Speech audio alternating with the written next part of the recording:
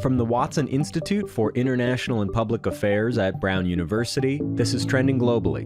I'm Dan Richards.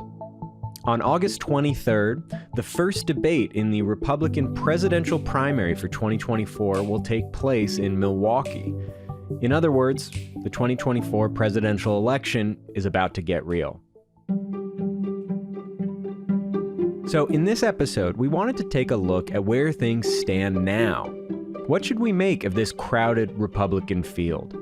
Why does Donald Trump still have such a commanding lead in it? And what does it tell us about American politics right now that, according to at least one recent poll, a historically large percentage of American voters want neither Donald Trump nor Joe Biden to be president in 2024? To help answer these questions, and many others, in the first half of this episode, I spoke with Wendy Schiller. Wendy is a professor of political science at Brown and director of the Watson Institute's Taubman Center for American Politics and Policy. In the second part of the show, we'll turn to another facet of the 2024 election, which is arguably even more important than the candidates themselves, and that is the alarming increase in restrictive voting laws that we're seeing enacted in states across the country. We'll hear from the Taubman Center's program manager, Othniel Harris, about a new research project at the Taubman Center, charting the effects of these voting laws on voter turnout in America. But to start, here is my conversation with Wendy Schiller.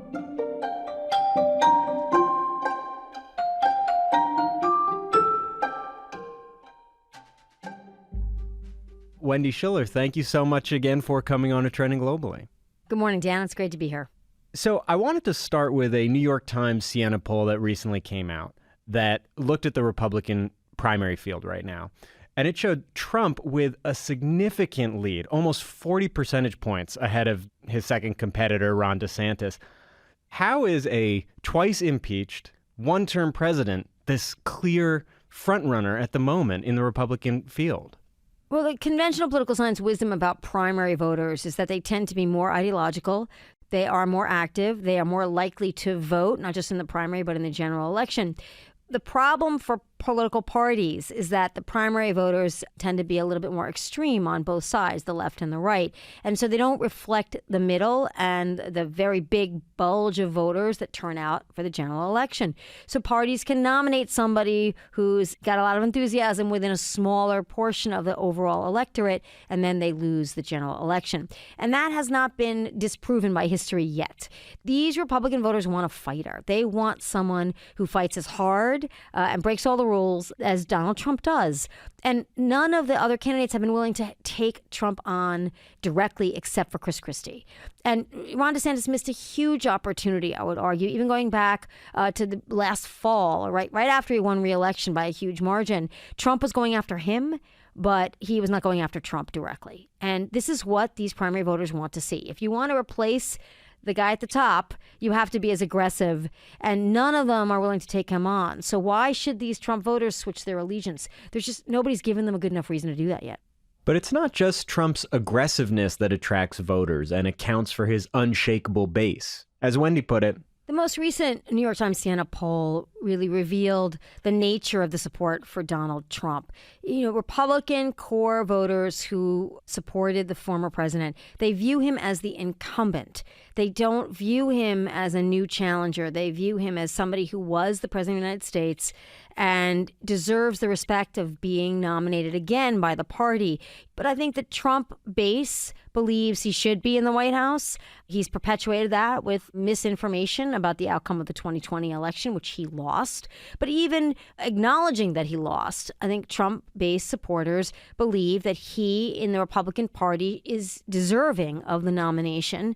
And so they are loyal to him personally, and they feel that because he ran, he won, he ran again, that he deserves a second chance at the nomination in terms of running as an incumbent president. Amidst all of Trump's mounting legal issues, he doesn't seem to be paying a huge political price for them, at least in the primaries. What do you make of that? And do you see that potentially changing as he ends up facing, I don't know how many different sort of civil and criminal cases in the next 12 months? The interesting thing, Dan, that you bring up is what do we mean by paying a political price? In the end of the day, the only time you really pay a political price is when you lose an election. And that requires the election to be held. So we start voting, the Iowa caucuses in the middle of January. That price can be paid when people have a chance to, exact the punishment. But there's no chance to do that now. Polls are not punishment. They are simply a reflection of where people are right now.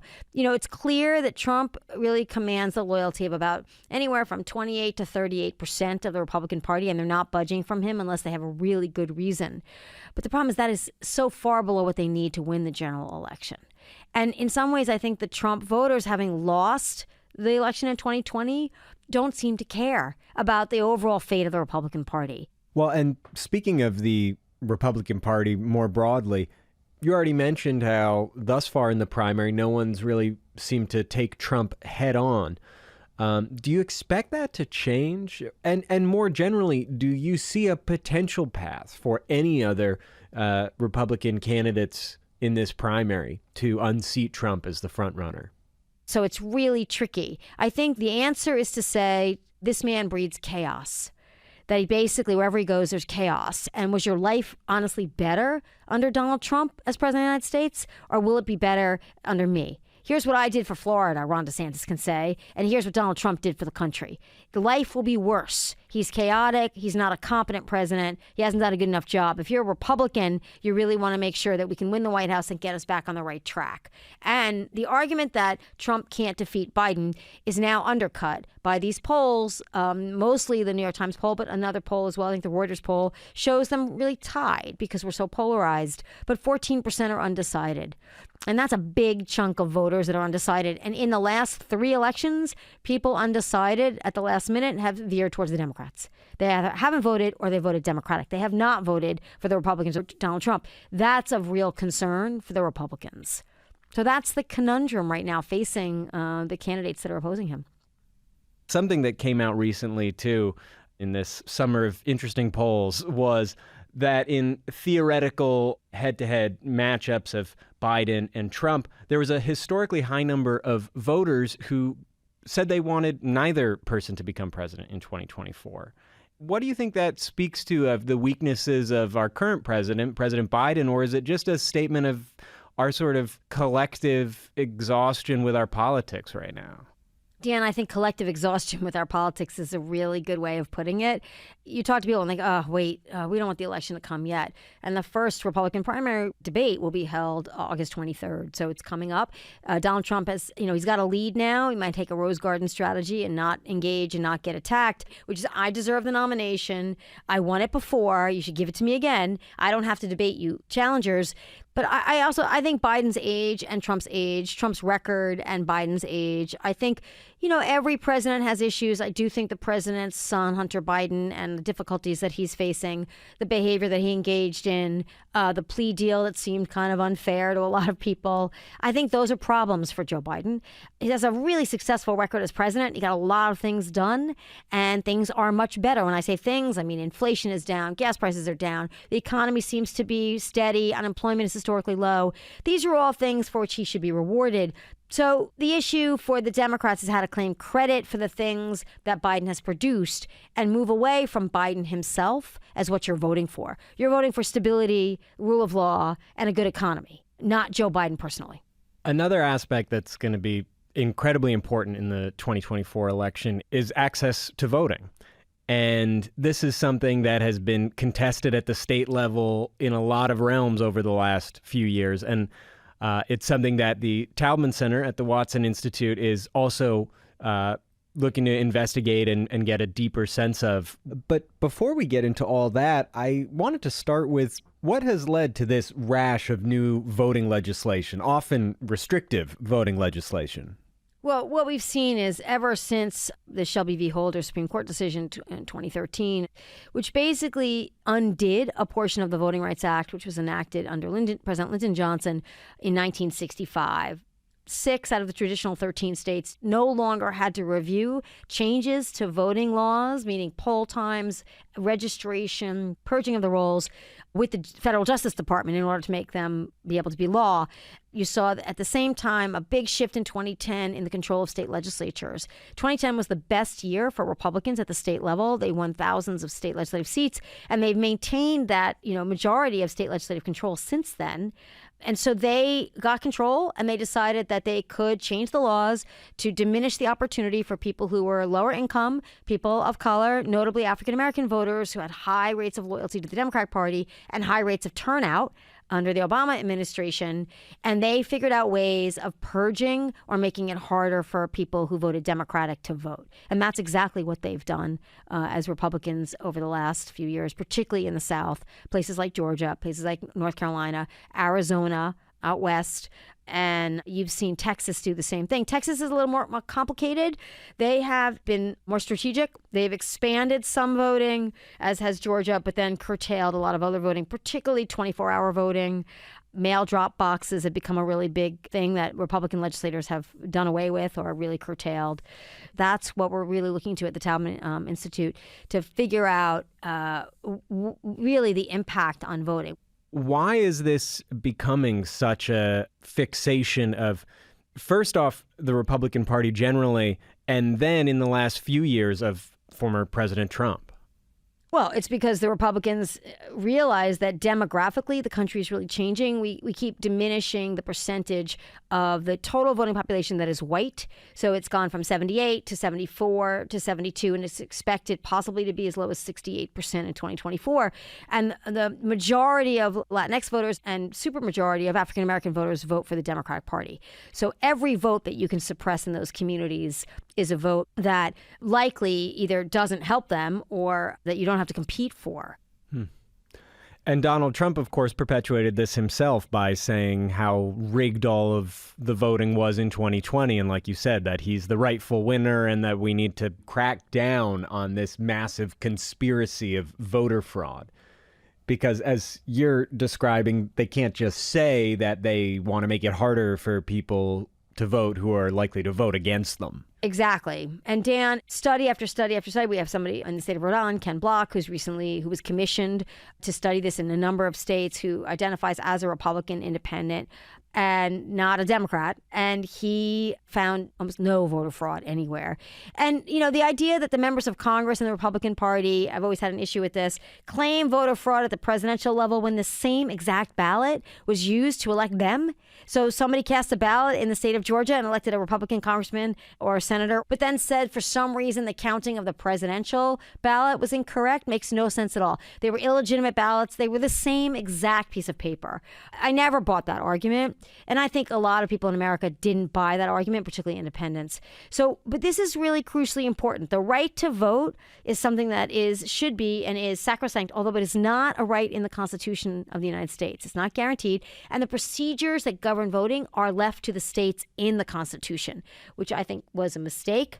The federal government can pass voting laws that supersede state laws, but essentially the mechanisms, how you pay for it, where you can vote, how many hours of the day you can vote, that is all left to the states.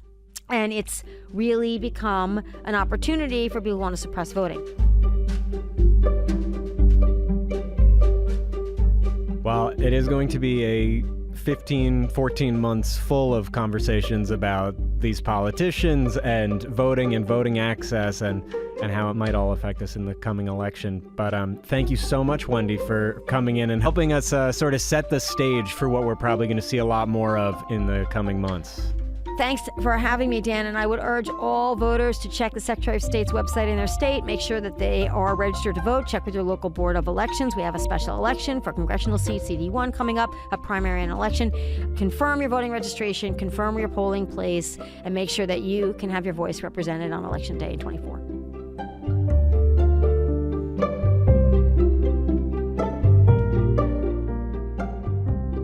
As Wendy described, over the last few years, state legislatures have been making it harder and harder for many Americans to cast their ballots. To understand the effects of all this legislation, Wendy and her team at the Taubman Center recently launched a project called Democracy's Price Tag, which catalogs and studies these laws and examines their effects on voter turnout. In the project, Brown students worked under Wendy and the Taubman Center's program manager Othniel Harris to identify all recent voting-related legislation in some of the country's most pivotal swing states. They then used state and county-wide voter turnout data to see if there was a correlation between certain types of restrictive voting legislation and lower rates of voting in recent elections. To learn more about the project, I spoke with the Taubman's program coordinator, Othniel Harris. Othniel Harris, thank you so much for coming on to Trending Globally. Thank you. I'm happy to be here. So listeners just heard from Wendy Schiller about the 2024 election and the potential effects of restrictive voting laws on turnout in 2024. Now, this is something you and she are studying quite closely at the Taubman Center right now through your research project, Democracy's Price Tag. So to start, what is this project and how did it come to be? When I first sat down with Professor Schiller, she was really passionate about doing a project that studied voter turnout, specifically in the midterm elections between the times of 2018 and 2022. Now, between that time, we've had the 2018 midterm elections, which saw the Democrats take back the House during the Trump administration. And then in 2020, we had the general election, presidential election, between now President Biden and former President Donald Trump. Now, that was a very contentious election in 2020. President Biden won certain states like Arizona by only 10,000 votes. And in the aftermath of the 2020 election into the 2022 midterms, we saw thousands upon thousands of laws that had to do with election administration, voting access being proposed and being passed in certain key states in terms of elections. And now we are basically analyzing the ramifications of the restrictive voting laws that were passed and the expansive voting laws that were passed according to different legal experts. What states did you all decide to focus on, and why did you choose those states? Number one, we wanted to study what was in our own backyard. So Rhode Island, state of Rhode Island was key.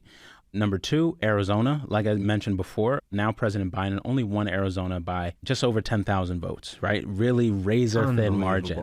And then we wanted to study Texas. Texas is a state which is changing demographically in terms of its urban centers of Dallas and Houston. There's potential that Texas is of electoral importance to both parties, especially in the future, possibly next year in 2024. Then we wanted to study Georgia. Georgia has been a hotbed for voting rights issues since 2018 with the race between Stacey Abrams and now Governor Brian Kemp. And then lastly, we wanted to study the state of Florida. Florida was seen as a swing state. Previously, between 2000 to 2012, it seemed like it could go either way every year, but now it's turned more red. And we want to get into sort of why it's becoming more red over the years. Looking at all these states, what would you say were some of the major takeaways before we get into a few of the more sort of detailed nuances?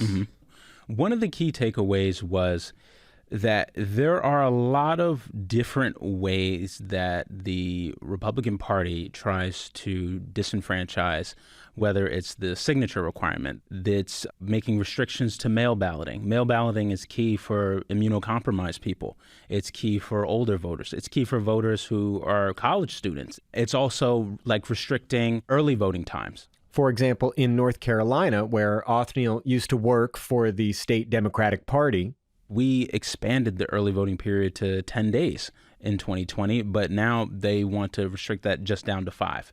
And making it so that there are less opportunities to vote and sort of driving up that cost of voting, in which we get into in the study, to where it's an inconvenience to the person and their time and their livelihood.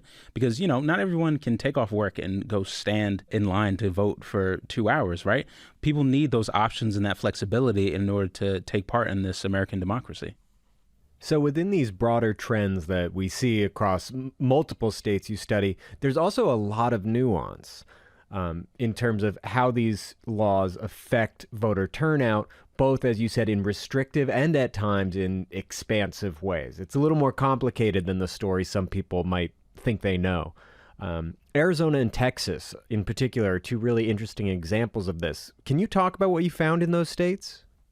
One of the interesting things that one of our research assistants for Texas specifically found was that drop box travel times for specifically in Harris County, where Houston is located, which is the most populous Democratic county in Texas. They had multiple drop boxes during the 2020 election, all over Harris County, right?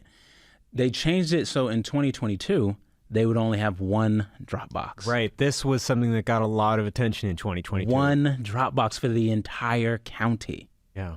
That was one of the things that I really wanted to look at, like how did that affect people?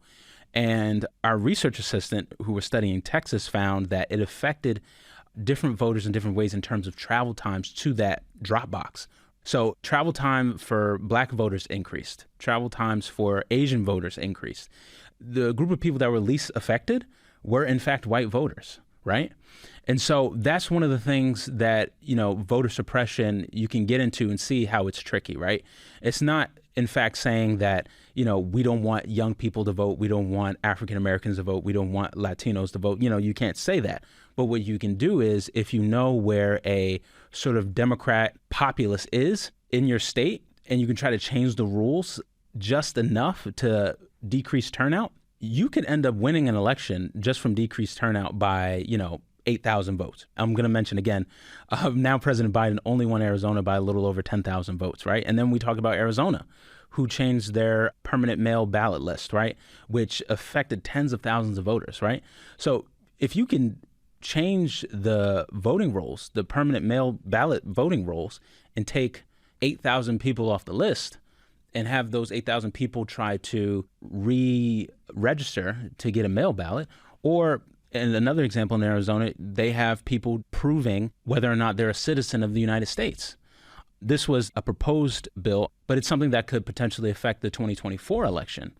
Now, if you have people trying to prove that they're a citizen of the United States and they're having to go to immigration offices and different bureaucratic government offices to get paperwork or to get documents, that would be an impediment. And people get so frustrated and they just throw their hands up and they say, you know what, this shouldn't be this hard.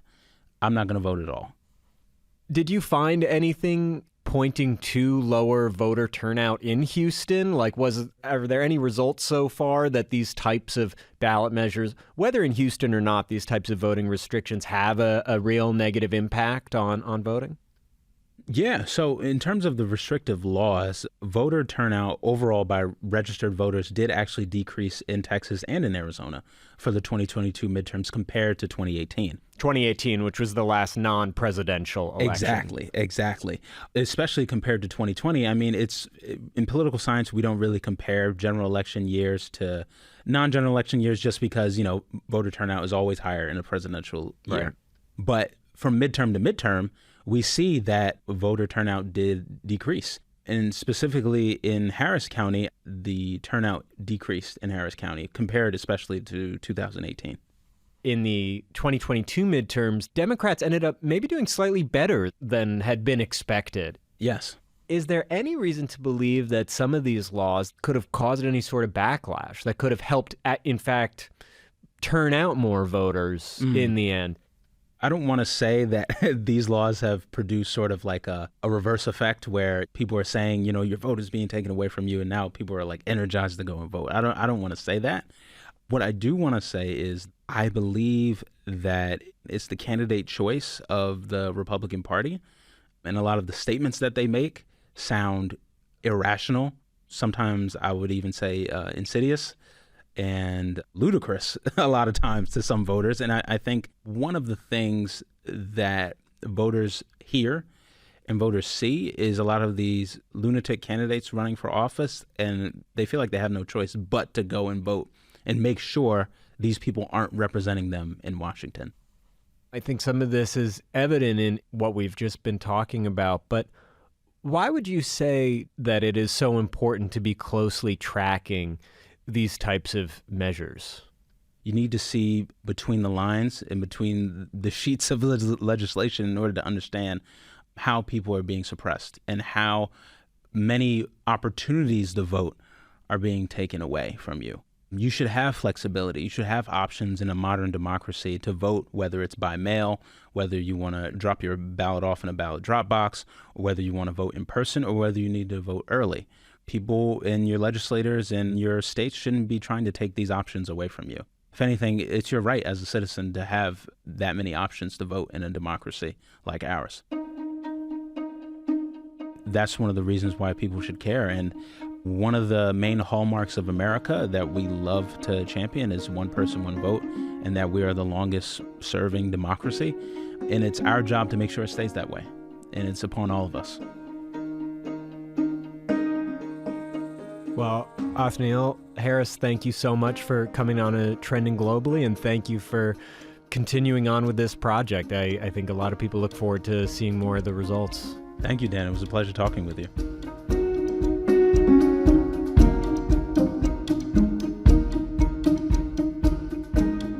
This episode of Trending Globally was produced by me, Dan Richards, and Zach Hirsch. Our theme music is by Henry Bloomfield. Additional music by the Blue Dot Sessions.